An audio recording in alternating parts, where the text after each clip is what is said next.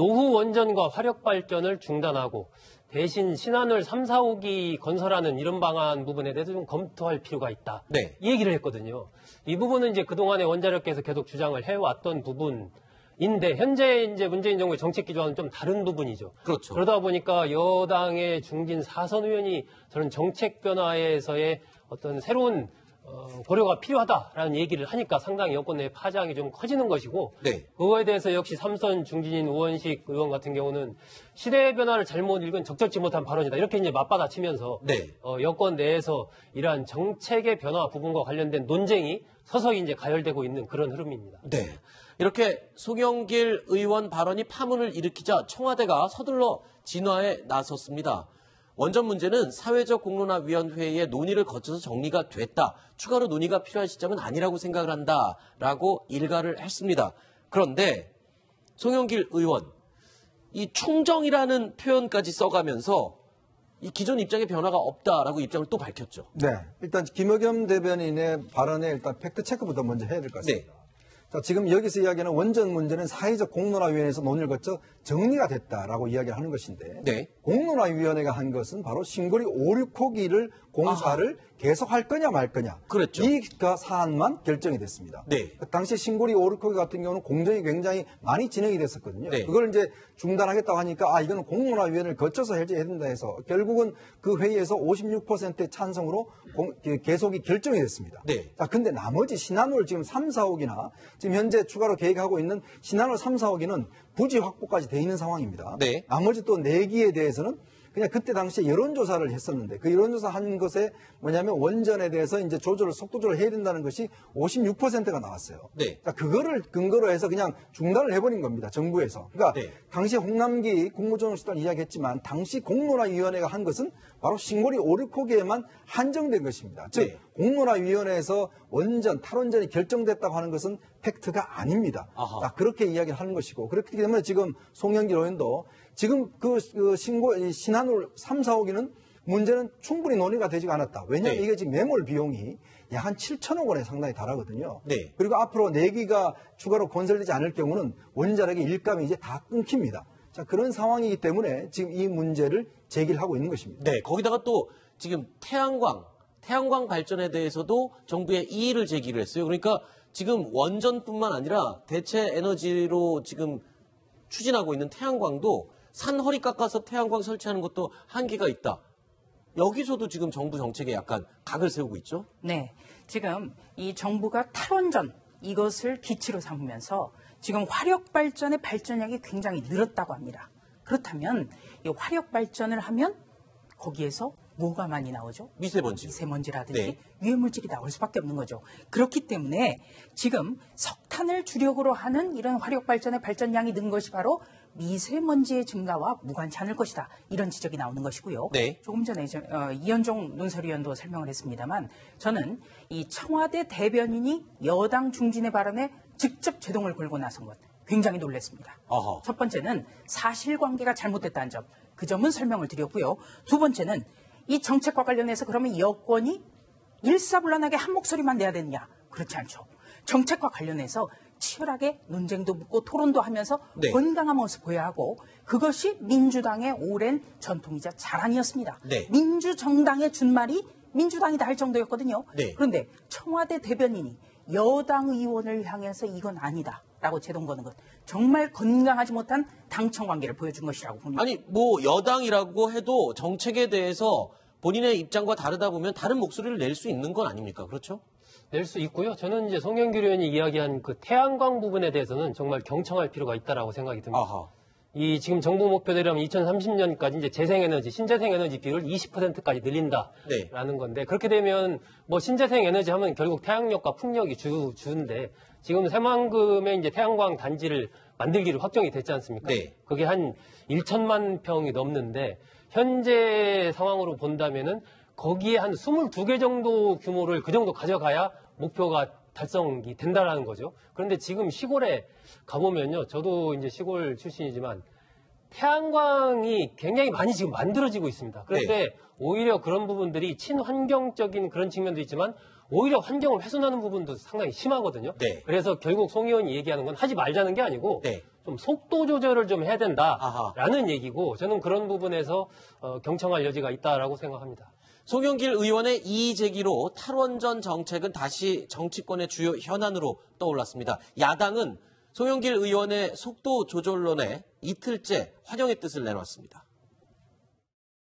정부의 그러면 대책의 실효성이 있느냐, 실효성이 없는 탁상 공론에 그치고 말고 있다, 이렇게 많은 분들이 지적하고 있습니다. 탈원전 정책이 결국은 미세먼지를 더욱 악화시킨다라는 점을 지적할 수밖에 없습니다. 노후화된 화력발전소는 미세먼지의 주범이라고 하는데 지금 화력발전소를 7기나 새로 짓고 있습니다. 물코를 텄다는 의미가 있고요. 국가 100년 대계를 책임지는 에너지 정책에 관해서 그런 방향을 잡는 것 치고는 졸속적으로 이루어졌다라고 볼 수밖에 없고요. 적어도 이 탈원전 문제에 대해서는 대통령께서 공론화 과정을 다시 한번 거친 다음에 국민투표에 붙이겠다 하는 것이 저는 바람직한 방향이 아닌가.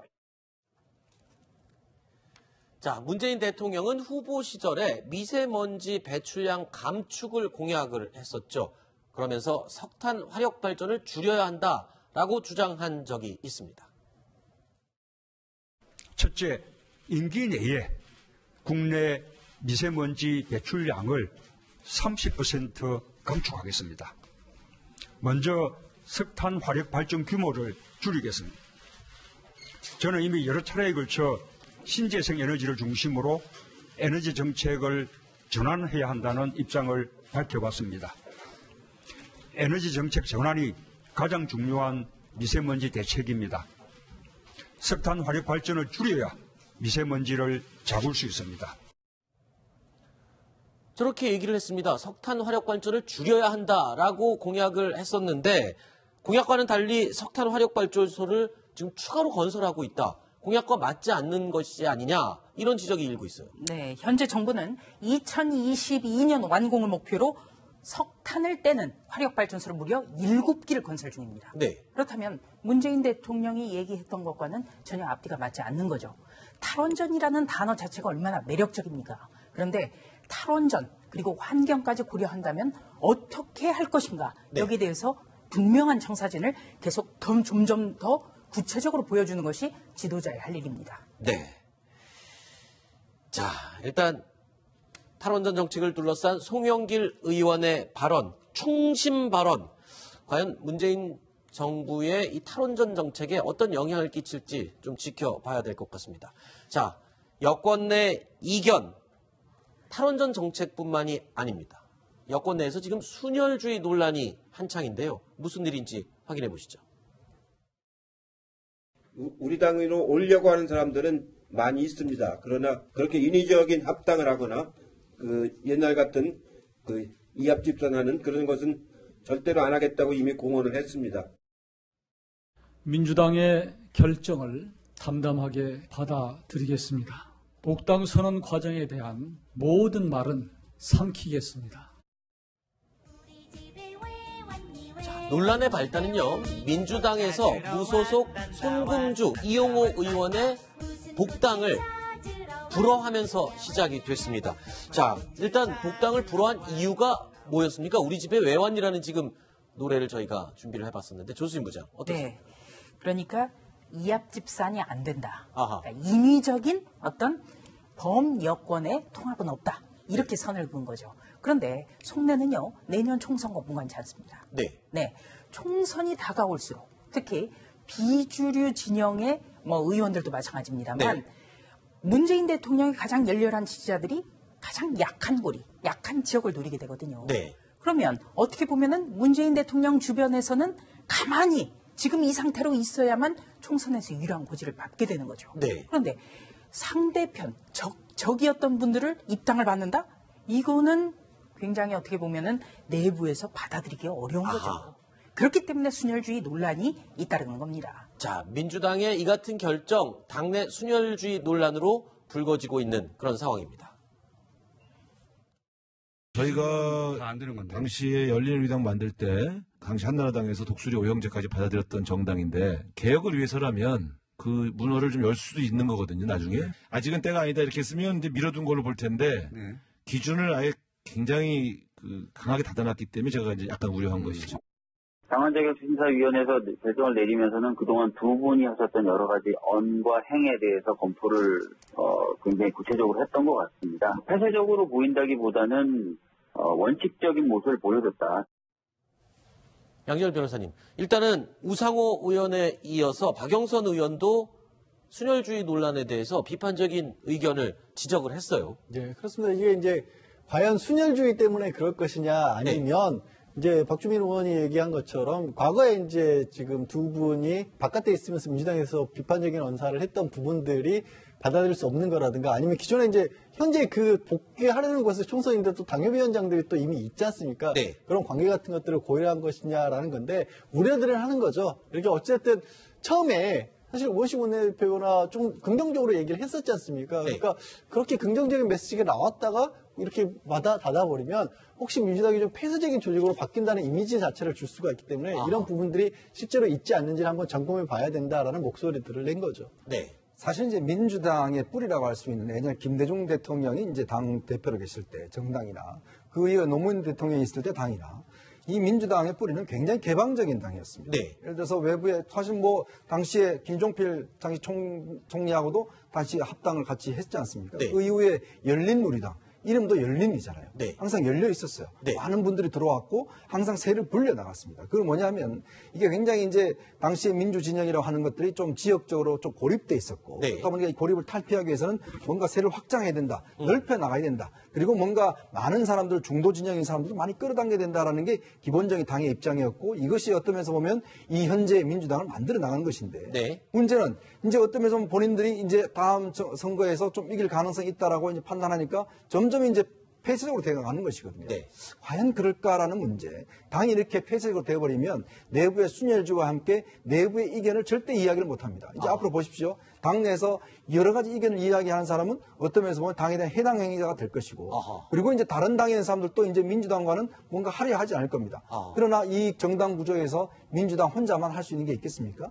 그런 면에 본다라면 민주당의 순혈주의는 굉장히 어떤 면에서 보면 좀 나중에 본인들한테 나쁜 영향을 미치지 않을까라는 그런 생각도 듭니다. 네. 저는 박영선 의원이나 우상호 의원의 그 순혈주의를 언급한 것은 이 뭐 손금주 이용호 의원의 불허를 계기로 저 얘기가 나왔지만 네. 사실상 마쿠에는 이 대통령에 대한 은근한 어떤 그런 불만을 이야기한 것이다. 저는 그렇게 봅니다. 최근에 이제 노영민 실장이라든지 강기정 수석 등 친문 색채가 더 강해졌다. 그렇죠. 이런 체제가 들어선 이런 부분들은 쭉 그러니까 그동안의 어떤 여권의 흐름들 속에서 너무 이게 친문 중심으로 가는 것 아니냐라는 그런 생각들을 가지고 있던 차에 저걸 계기로 순혈주의라는 용어를 얘기를 한 거죠. 그렇기 때문에 아마 저 부분은 앞으로도 여러 가지 좀 쟁점이 좀 될 것으로 보입니다.